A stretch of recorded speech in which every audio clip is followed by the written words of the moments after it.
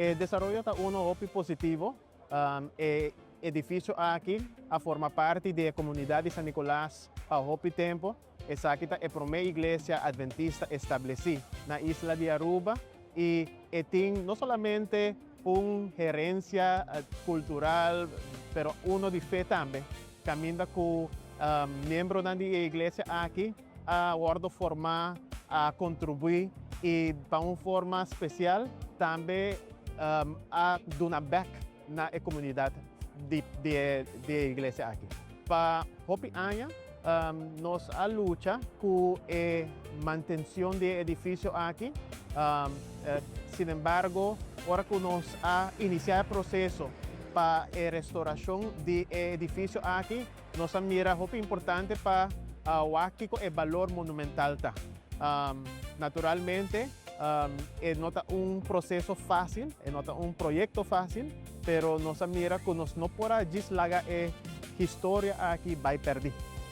Para não somente preservar o esforço de nossos antepassados, que no ano 1926 a começar bem na isla de Aruba, brother Pedro Sanoja como o primeiro missionário que chega, vendendo, compartindo buquina missionário e depois de 10 anos a igreja aqui a bordo estabelecida. Atualmente, a isla de Aruba tem mais de 1.300 adventistas na isla e para cada de nós, essa aqui forma parte não somente da missão da igreja, mas também da gerência cultural e religiosa. Bueno, essa aqui é trabalho de equipo, pero de coordenação naturalmente com o governo de Aruba, que no momento que nos acerca o primeiro-ministro também, a la vez o ministro de Cultura, a dar apoio positivo para o processo de projeto aqui.